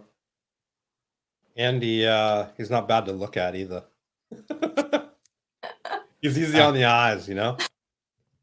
We just got to get him out of all the Fred Perry clothing. We gotta expand his wardrobe a little bit, but yeah, he knows what he likes. Yeah, you see that recent post he put out with all the pictures of all the clothes that he had? They're all Fred Perry. Dude, it's like exclusively what he wears, like socks and everything. That's it. Yeah, literally. It's so funny. So that's dedication there. But again, goes to his drive. When he likes something, he sticks with it and he goes, and I think that's awesome. 100%. That's so funny. Oh my God. You guys have like a kind of like a back and forth because you guys are in different parts of the UK, right? Yeah, it's always friendly, but we do take the mick out of each other quite a lot. Yeah, that's like Tyler and I. You have to. From the southern part of the UK, I'm from up north. Yeah. It's not even just that, it's that he's really into football and I'm really into football. So we both support teams that are not even rivals, but they just don't like each other. So there's that on top of it as well. So it's all fun and games. That's funny. That's really funny. It's kind of like Tyler and I. It's funny because I'm from the East Coast. So I can't really make fun of Tyler for being from the East Coast because I'm from there. But I always like throw digs. There's also like the Boston-New York rivalry, so that works as well. Yeah, that's a true sign of okay. That's fine. I mean, that's exactly why you live there now, right, Steve? Hey, I'm smart, but Boston's still better. So, but I always get a kick out of it because that's like the sign of friendship where you can like dig at each other, but in good-natured fun. And so now being friends with a designer, have you ever thought about bringing your own deck of cards to life? I would love to. That's the dream, but I'm also very indecisive. So I feel like I would have to rely on a designer because I'm not very creative in myself. And to decide on something or even to suggest something of, oh, this is the kind of thing that I want, I would find really difficult because I'm just very indecisive. I don't know. So maybe it'll happen one day. I have I'm an not easy solution for you. I have a very easy solution. okay. Message Luke and say, Luke, I want to create a magic deck or cardistry deck or whatever. And then be like, Just we give him should, like a broad theme. yeah, just Broad be like, theme, yeah. you know, I want to do magic or I want to do this. And then like let him do his thing and he'll probably take 20 minutes and come back with a bomb design. That is how he works. He is one of the fastest designers I've seen. Yeah, it's crazy. You know, I mean, obviously, Into him and he'll say, "Oh yeah, I'm working on a new design," and then an hour later he'll be like, "Yeah, I think I've got it." Like, yeah, it's crazy. So good. Like COVID, Yes, his COVID yeah. deck he designed in like 12 like seconds. 18, 18 hours I think it took him, which is insane for a full deck. Honestly, if you asked me to design a deck of cards by myself, it would take me like 30 years. So Yeah, be terrible. I can design a deck in probably 5 minutes, but it's going to be the same deck that I would probably be designing in a year. Yeah. It'll have stick figures on for the court cards. I love it. That's what we're missing, a stick figure deck. No, they have pit men. They're kind of stick figures. Oh, that's right. That's right. I forgot about that one. But yeah. And so now for you, for a lot of your decks, like as you said, like the gamblers are your go-to. What, like in a scenario where you need new decks, are you usually picking stuff off Kickstarter, or are you going to like a local shop, or what's your go-to place for cards these days? Well, until I became friends with Luke, I'd not really bothered with Kickstarter. I'd heard of it, but I'd never done it before, so I wasn't really sure. But since we got talking, I find myself browsing a lot more, and that you find some really interesting stuff that you would never find in a shop online or anything like that. So, cardistry wise, I'll have a look on Kickstarter, but mainly if I'm buying a deck, it's because I've heard of it from social media and I'm like, oh, that looks really cool. I'll pick that up. Nice. Yeah. God, there's so many fucking decks out there. It's hard to keep up. It is. There are a lot. I mean, some weeks there's like 20 new decks coming out, which is crazy. And that's just on Kickstarter. A lot of people, like a lot of companies, don't even go to Kickstarter. No, there's a lot more direct to market. And I think that's one of the things that people always strive for is you kind of build up your fan base on Kickstarter and then you move to direct to market so that you don't have to like deal with all the fees and the delays and everything with Kickstarter. Yeah. But true. Okay. Crazy. So other than the Arrow V2, what's another deck you're excited for in the near future? I don't know really.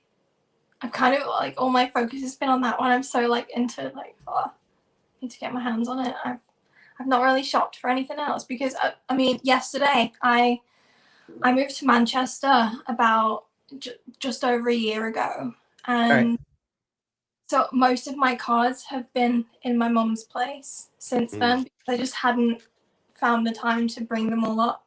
But yesterday I put them all in a case and brought them all back to Manchester with me.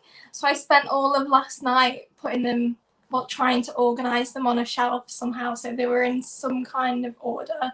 And anyone who collects cards who doesn't have the appropriate shelving unit will know it's very difficult to organize them in any kind of way. So I gave up in the end and just threw them all onto the shelf. But yeah, I'm not sure I can, after doing that, I'm not sure I've got space for any more right now.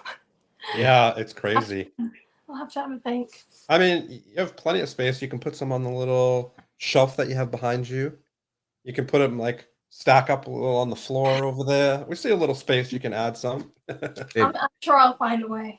Yeah. That's the one thing with collecting cards. It quickly becomes, it spirals out of control, and all of a sudden you're like, I have 400 decks of cards and I don't know what to do with this. It's very bad. Yes. I feel like it goes through waves too, because like there's always things that entice you to buy more, even though you're like, I'm done buying cards for a while, and then the next day like something awesome comes out and you're like, all right, I need that one too. Yeah, I'm a big fan of keeping things condensed, if that makes any freaking sense. But so I always walk by my cases and stuff like that. I'm like, okay, can I get rid of anything? Is there anything I can get rid of today?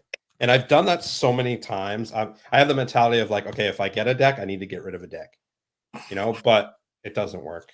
And I Speaking of just, which, actually, I've got a deck here with me that's the worst deck that I've ever bought, because every so often I'll do the same thing. I'll walk past my shelf and think, I need to make more space. And there's a group of cards that I keep together, and I hate these cards, but I can't, for some reason, I can't throw them away. just put up a message on your Instagram that You're selling them, yeah. selling them, yeah. Sell Yeah. them cheap, and then you can put the money towards getting another deck that you love, like another Untitled or another weighty deck.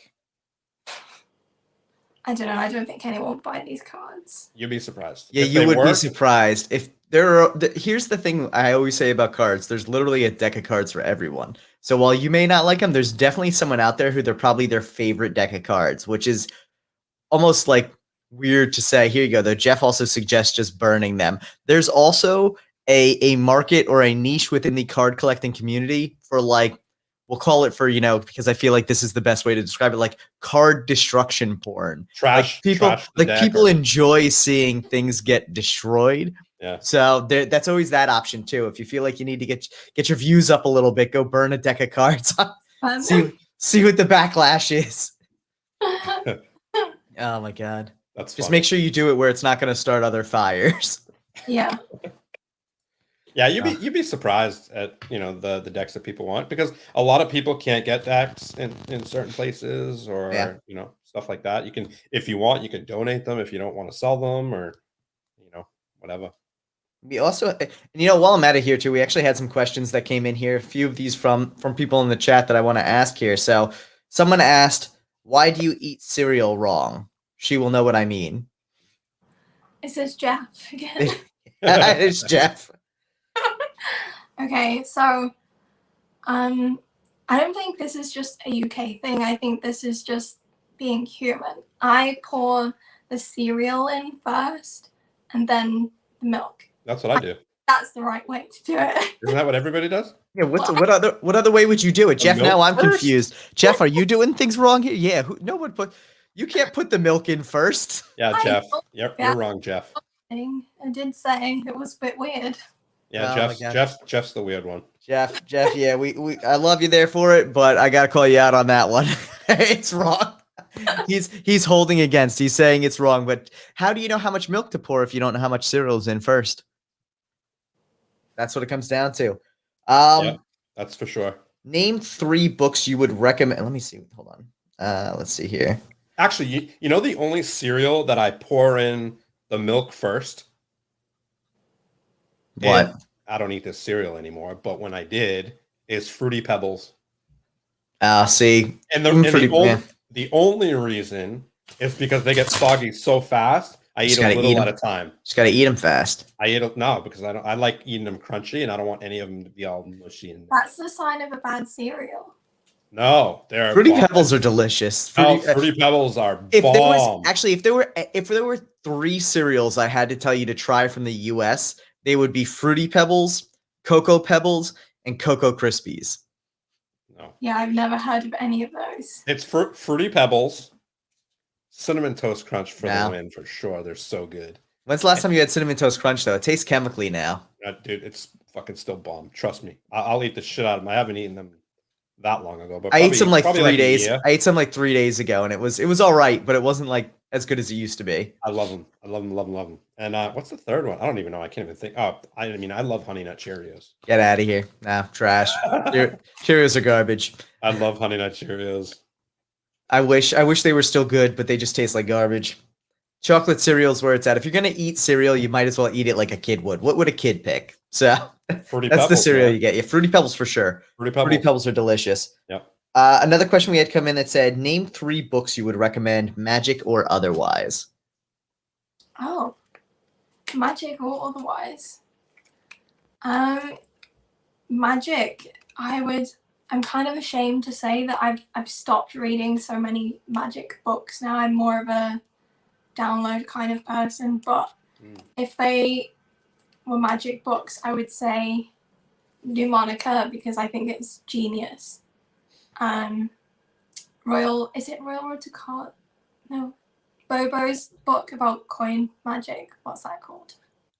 Oh, let's see if I can find it here. Let's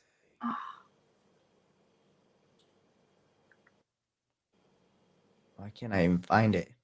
What is it? I can't think of what it's called. We'll find it and drop it in the comments. If anyone recalls it, drop it as well. Yeah, I read that's what taught me a lot of the basics for coin magic.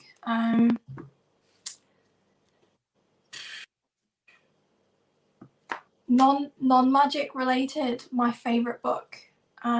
Twilight. It's terrible. Is that your favorite book? No, I hate that whole series. I never read the books. No, probably A Man's Search for Meaning by Viktor Frankl. It's about a guy who was in the Holocaust concentration camps, but he was a psychologist, so he goes about talking about that kind of thing. Nice. I don't know. My mind's gone blank. Interesting. That's cool though. Now, who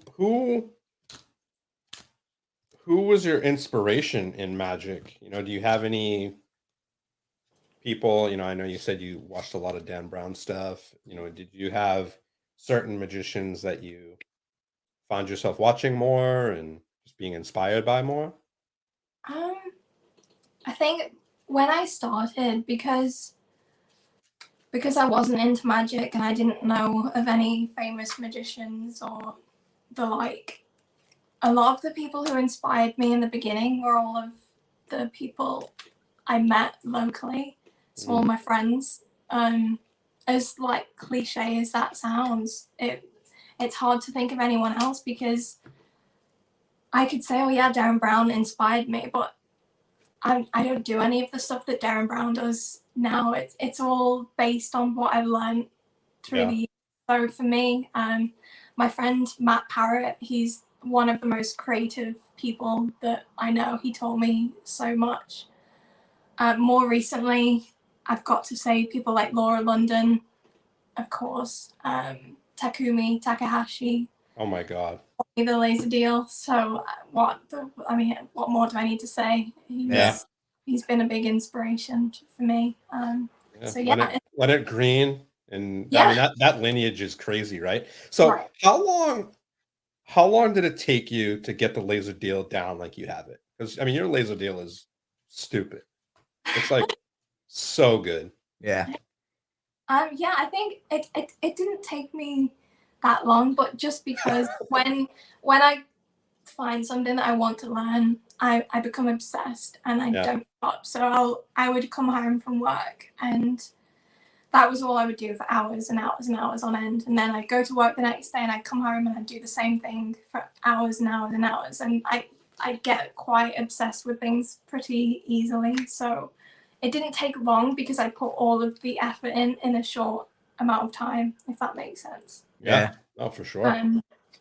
But definitely it's a difficult sleight to do well over and over again. I still get it wrong occasionally, but I mean, there's just so much manipulation throughout the whole routine that is like leaves room for error, you know? So it's definitely a high chance of error, you know? But I mean, the reason why I like it so much is a lot of sleights, so you could learn the perfect control, but all of that control is going to do is bring the card to the top of the deck or bring the card to the bottom of the deck. You can't really do much else with it unless you have a routine that goes along with that sleight. But the laser deal and the snap deal, there's so much that you can do with it. Yeah. It's limited to one routine. There's just no end to it, really. And it's so fun to watch too. It blows my mind. Even knowing how it's done and then seeing it, I'm just like, what the F? I remember seeing it for the first time and it was on Instagram, and I was on the explore page where you just scroll through, and one of Takumi's posts came up, and it was the one where he's dealing the full suit of cards into another. And I watched it like 20 times, and I thought, that's either camera trickery or that's the best thing I've ever seen. Yeah, it's And I met him the next year at Blackpool convention, a convention over here in the UK, and was just hooked ever since. It's the best. It's like, you know, when you find your style of magic and you're like, oh my god, this is it, this is what I'm supposed to be doing. yeah. It was that kind of moment for me. I just loved it. That's cool. Yeah, I mean that's one of my favorite videos that you've done is when you've had, I think it was hearts. It's either hearts or diamonds, and then you changed them all to spades. Like it's just it you can't compute how it's happening, you know? And I showed Leslie and she's like, what the fuck? Like how yeah, at first she's like, oh cool. Like she's just putting the cards down. I'm like, look closely. And she's It's like, one of the few things that you can, if you're performing it, like when I practice, I use one of those three-way mirror things. yeah. Few things that you can practice, and as you're doing it, you're fooling yourself at the same time if you're doing it correctly. Yeah. I just have so much fun with it. Yeah, no, it's such a cool thing to watch too. Especially when you're doing like obviously there's the right way to do it and the wrong way to do it, you know. And just when you're watching it, I don't know. Anybody who has never seen it, go check out the laser deal. You know, you can check out the lineage of it, and there's not very many people that do it, but it's pretty amazing to watch. Check out Ashleigh's page. She has a bunch of videos of her doing it in different forms. Yeah, it's pretty awesome. cool. We actually have it pinned at the top of the chat. So for anyone who is not nice. following Ashleigh already, just click the link at the top of the chat and go check out her Instagram, and you will not be disappointed. Yeah, So. if you want to feel like a horrible magician, just go and watch her videos. Or you want to be inspired to become a better magician. Yeah. So. And that's another cool thing, you know, because there was at one point, which I haven't tried it in so long, there was one point I was kind of working on it, you know, and that was before I actually really had conversation with you at all. And I messaged and I was like, oh my God, like it's amazing. Do you have any pointers? And I think did I send a video of me doing it? I don't know if I did or whatever, but she sent like a video like helping me with pointers back, you know? And I thought that was super cool. Someone I barely knew took the time out of her day and sent me a video. You know, that is awesome. How to help my non-existent laser deal get better. It's crazy. It's fun to watch. That's what Jeff said. Your laser deal makes him want to do magic again. Oh, thanks, Jeff. You'd love it. So one of the other questions we actually had come into is any tips for beginner magicians, cardists? And I think honestly that kind of ties a little bit into the book aspect of it, which are probably books that someone who's trying to get into magic or cardistry should go pick up. But is there anything that you struggled with early on that you think other beginners may struggle with, and what kind of helped you overcome that? I think a couple of things actually. When I first started, because I wasn't great friends with anyone who was a magician, I was kind of in that space where I wanted to learn magic, but I had no idea where to go to learn it because I'd not experienced any of it before. I just had no clue. So in my head, I wasn't aware that there was like downloads or books that you could buy. I didn't know. So the first place that I went to was obviously YouTube. And there's this whole taboo of it today where it's like, oh, if you go to YouTube to learn magic, it's like, oh, you shouldn't do that because that's exposing people's things. I do agree with that to an extent. There's a right way and a wrong way to do it. But if YouTube wasn't a thing, I probably wouldn't be where I am now, because that is where I learned a lot of the beginner stuff. And that ties into the next point of you'll see a lot, especially with social media, you'll see a lot of very skilled magicians and cardists doing all of this crazy stuff, and you'll want to compare yourself to what they're doing, even as a beginner, and you have to give yourself a framework of, okay, I'm just starting out, I need to learn this, this, and this to get me started, and like kind of build on it, give yourself a foundation, and then go from there. Don't try and learn the most complicated thing because that's what everyone else is doing. You have to build a framework and then build upon it instead of just going for the next big thing. Right. Yeah, no, for sure. I think nowadays it's so easy to get consumed with all these different things. There's so many videos and so many cool things, and it's like the most important things to learn are the basics. It's just like anything. When you go bodybuilding, learn the basics, and you can build off that.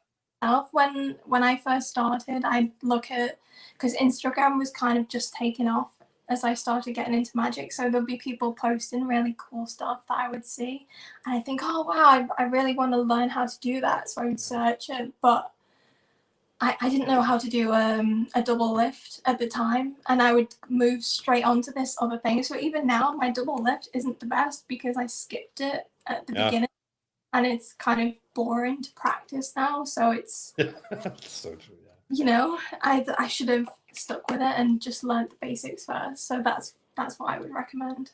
Yeah, and which is funny because the double lift is probably the most important sleight in magic, right? Yeah, I would agree. And people, because it is boring. It's like super boring, but you know, it needs to be learned because it will help your game so much. Yeah, it's crazy. We have any other questions that we got? Let me see what we got here. Yeah, we have another one actually. How do you feel social media plays a role in the normalization of women in magic? That was a good question. I think it depends what you mean, because social media is kind of, I'm not stupid. I know that I've got a lot of the attention that I have through being a woman in magic. I don't doubt myself. I know that I'm good at what I do and I'm more than capable, but at the same time, especially when I was starting off as well, a lot of the attention that I got, it was because I was different and I was a woman in magic. So I think there's pros and cons to it, because a lot of the guys who I know will say, oh, you're so lucky you've got this following by just being a woman. But at the same time, there's a lot of pressure that comes with that, in the sense that I got booked very early on in my magic career to do shows and stuff that at the time, looking back, I wasn't ready for. But because people were offering them to me, I thought, oh yeah, that's a good opportunity. I should do that. But at the time, I wasn't good enough, but they just wanted me for the fact that I was different, and I accepted, and it just probably wasn't the best decision, but yeah, I did it anyway. So it's pros and cons. I don't know. Yeah, for sure. I mean, I think that's something that we always try to bring up, actually, because I mean, obviously I don't know, I'm a man, I'm a dude in whatever community I'm in, but it's definitely interesting seeing the dynamics, how different they are for men and women in the community. Even I mean, I probably shouldn't say this, but the 2 weeks ago I had a gig at a wedding that didn't go the way that I wanted it to, because girls that we don't have the pockets, or I don't wear a suit jacket when I walk around and do a wedding gig. It's not what I want to wear. Right. So trying to find things to carry around my stuff in is quite difficult. So I was at this wedding and I lost half of my set out of my pocket, and it was like, oh, I should have, prepared for a bit better than that. But there's differences like that make it so different for men and women in the industry. Even as far as there's certain effects that I can't perform that men would be able to, for the same reasons as like what you wear and stuff. It's more different than what a lot of people realize, I think. Yeah. Now, do you think there's like a specific outfit that women are expected to wear if they're magicians, or? I wouldn't say it was expected. When I perform, I wear trousers, a shirt, and a waist jacket. I know that other female magicians wear a dress, but I prefer to have some kind of pocket on me. Right. So that's why I decided to go to that. I don't think there's any kind of expectation, because a lot of the time when you're performing at a wedding or something and you go over to a table and you introduce yourself as the magician, they're always surprised by the fact that it's you and it's not their idea of a magician in their head. Interesting. They're always like, oh, cool, when is he going to be here? Yeah, so I don't think there's an expectation in that sense. Yeah, interesting. Are they always blown away when you first walk up and they're like surprised, and then you show them stuff and they're like, whoa? There's always that reaction of, I go over and introduce myself, and sometimes they think that I'm the staff and they'll be like, oh, can I have a drink of this? Oh, Jesus. Really? Really? Yeah, so when I introduce myself as the magician, they're like, oh, okay, but go on. And sometimes they can be quite pessimistic, and sometimes it's the other way, and it's amazing. So it just depends on the people. Yeah, that's crazy. It's so funny. We always, it's always offensive when we get assumed that we're like a worker somewhere. I don't know how many times I've been in a store. Somebody's come up to me like, oh, do you know where the paint is? Or do you know where the so-and-so is? I'm like, I have no idea. I'm looking for screws. I can't even find those. Do you know where those are? It's always pretty funny trying to figure that out. But yeah, I never even thought that weddings would have magicians. That'd be cool. You don't have them over there? I've never seen a I mean, I'll be honest. I'm a photographer and I've done a lot of weddings. I've never seen a magician at a wedding. Oh wow. No, I haven't either. Yeah, I see a lot of like photo booths. They do a lot. Main income. So I think a lot of it they do like corporate events, like Christmas parties, big things like that. I know Spidey was telling us last year, like a lot of his corporate events like were towards the end of the year, for like the holidays. But yeah, I don't think I've ever seen like a magician at a wedding, but that might just be the way our weddings like play out. It's much more like food and dance and drinking. Yeah, a lot of drinking. I mean, that's not a bad thing, but right. Yeah, there's a whole industry for it here. Like they have wedding fairs where magicians will set up stalls to like try and get booked kind of thing. Oh, interesting. That's really cool. Yeah, it is cool. I've never seen that. It makes sense. I mean, there's so much downtime for like people at weddings. There's always the cliques. There's the ones that drink and dance all night, and then there's the ones that just sit at the table that don't want to drink or dance. That'd be a cool thing to see. Magician at a wedding. Yeah. I'd probably enjoy him at wedding more. Maybe. Very well, maybe. Oh my God. Now I would definitely be interested to see that though, because I feel like depending on the venue as well and like the acoustics aspect of it, like that could be tough to perform just because of the noise and everything. I've always found it tough at, if it's in between courses. I don't like doing it at the sit down because you've got to try and grasp whether like, oh, okay, I'll move out the way then, and then you come back after a course, and like that stresses me out a little bit. But if it's at the mingling part where everyone's just standing around having a chat, that's always really fun. Maybe that makes a lot of sense. Like the cocktail hour. Yeah, that's probably the best time because it's just like a walk around at a parlor or something. Yeah, that makes sense. Actually, in the U.S., most of those like during that hour is when people just like rush the bar. So yeah, that's true. But they're all standing around talking while the bride and groom are getting their pictures done. Yeah, because you always have that like downtime for the pictures. So no, that makes sense though. Yeah. So while we're at it, does anyone else in the audience have any last minute questions they want to ask? Get them in here. Yeah, get them in. Get them in. There you go. Jeff says, big brain move, become the magician at the wedding and get kicked out. Then you don't have to attend. Good point. It's one way to avoid a wedding. Yeah. I usually don't, I don't know. I mean, I don't go to a lot of weddings. That's the funny thing.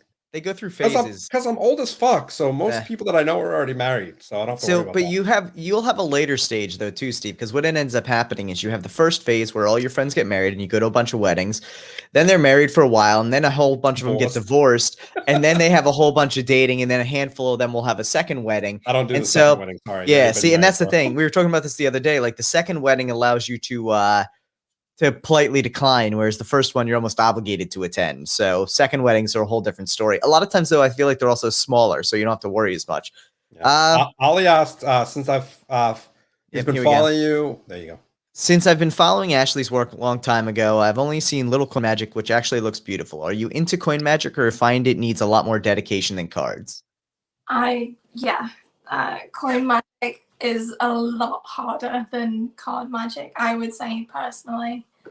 I'm always interested in learning it, but because cards are my thing, if I'm learning coin magic and I get frustrated because I can't do it, I'm like, oh, I'll just pick up a deck of cards instead and start messing around with them. So I need to like sit myself down and dedicate myself to it, because I get quite frustrated when I can't do it quite easily. So yeah.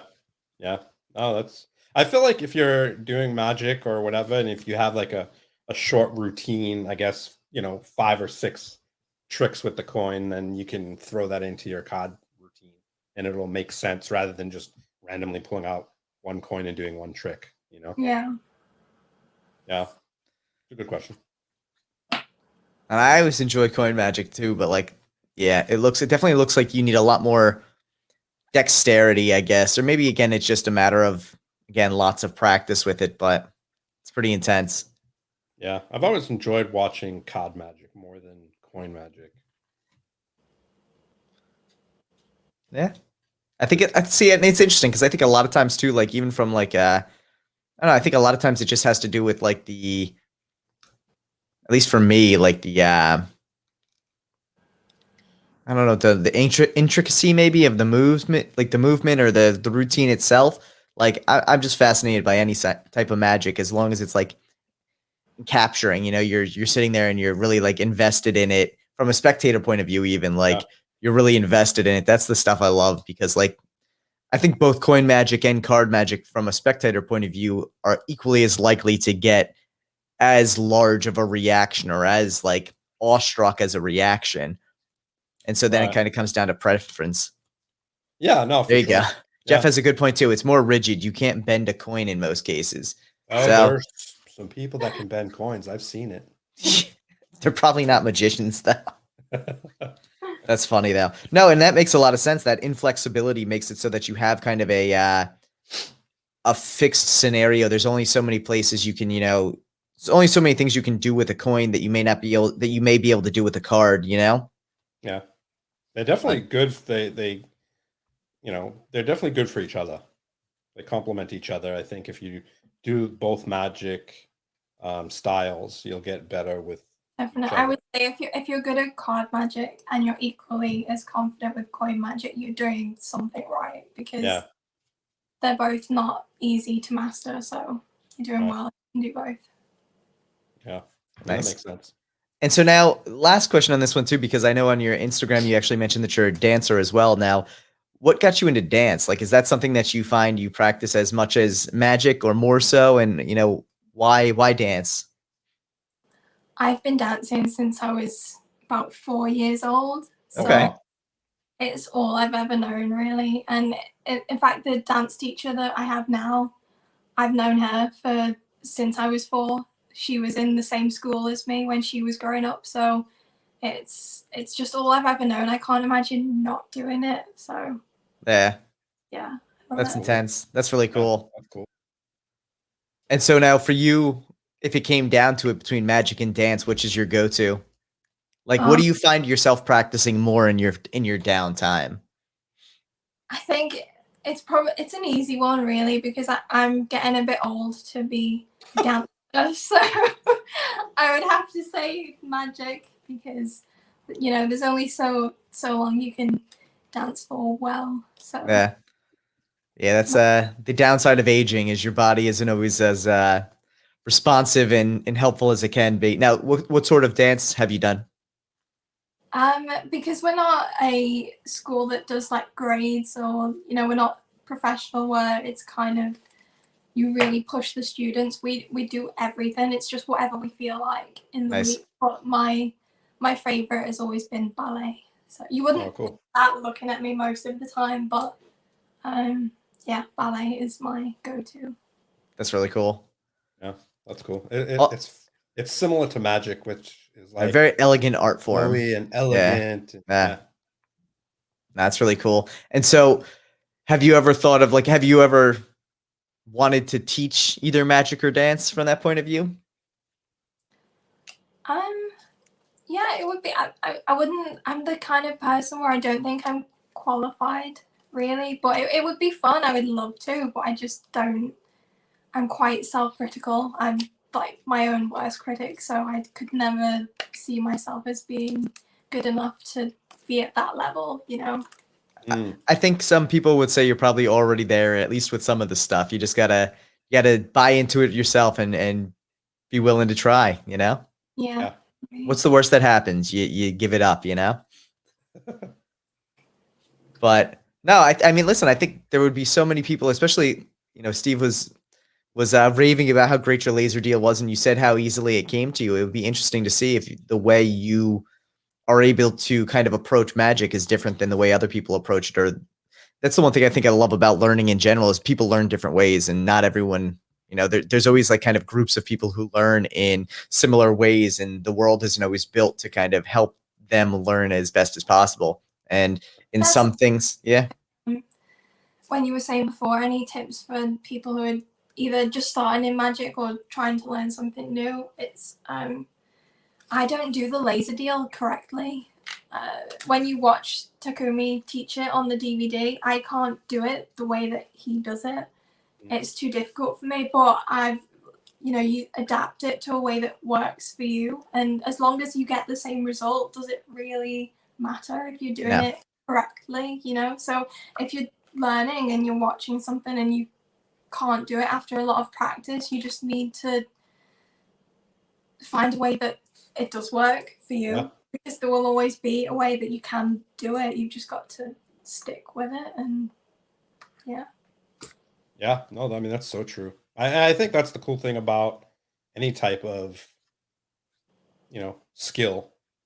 You have to adapt it to how you can do it and what works for you. Someone who comes to mind is Mahdi the magician. The way he adapts and makes tricks work for him, that obviously he can't do things how everybody else does them. So it's just cool to see how people kind of evolve and change things and add their personal touch to it. Cool. I think it's cool. I think that definitely elevates your skill, because not a lot of people can alter something. Yeah, a lot of people are basically, they have to follow the instructions. So the fact that you can do something and accomplish it without doing it exactly the way you're being taught, that says a lot about the creative aspect of it. Yeah, no, for sure. That's true. Well, hopefully along with the deck of cards in the future, we also maybe see you come out with some original, some magic ideas, put them out there and teach. Again, you never know till you try, right? Yeah. Maybe. You could teach your way of how to do the laser deal. Yeah. And of course, I just lost the chat here, so I can't see if there's any other questions. But I don't think there is. All right. Well, with that in mind, what's up? I only see me. I only see you too.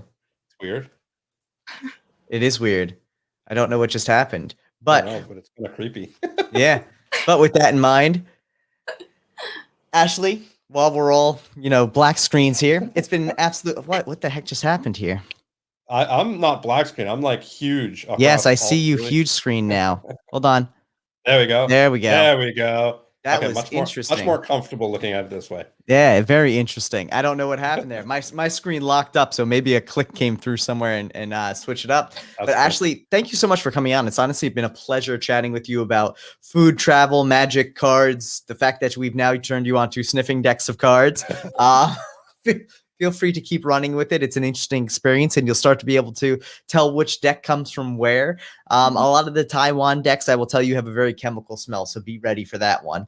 But that's Tyler being PC. A lot of Taiwan decks smell like shit. How's that? Going straight to the Taiwan decks now. There you go. There you go. Check them out. And it's interesting too, because over time the smell dissipates. So it's absolutely interesting to see how much different a fresh deck will smell versus like a year-old deck just because it all dissipates out. Or then we were talking to Cam Toner the other day, and he says you find a deck that's several years old and like pooped out, and it picks up all the smells from your hands and they smell terrible. So be aware while getting involved in the sniff tests here. But again, it was absolutely a pleasure having you on today. Thank you so much for coming out and sitting on the show and talking to us about all this random fun stuff. And again, for anyone who hasn't, good. Yeah, thanks for having me. It's been great to chat to you guys. It's absolutely been a pleasure. And for anyone who hasn't followed Ashleigh yet, go check out her Instagram profile. The link is in the description below as well as pinned in the chat. Absolutely an amazing profile. You will not be disappointed. The videos she drops are really just inspirational for sure. And for anyone who's curious about the laser deal or the way she goes about it, you know where to find her. Drop her a DM. Maybe she'll share some of her secrets with you. And next week's guest, because we don't want to forget about that. I almost forgot for a second. For anyone who hasn't checked it out yet, next week we're going to be having a really fun episode. We're going to be having Javier Foynmeyer on the show. For anyone who isn't familiar with Javier, he is one of the main faces you see behind a lot of the trailers on Murphy's Magic sites. A lot of downloads these days have a taste of Javier built into them. Very photogenic guy. Dude, I'm excited. I'm excited to sit down and chat with him. He seems like a really chill guy, so we're going to have a fun time with it. So everyone make sure to tune in next Sunday at 2 p.m. Eastern Standard Time. And while you're at it, don't forget to like the video and subscribe to the channel. Thank you very much, everybody. We love you. Peace. Gotta find the button to click. There we go.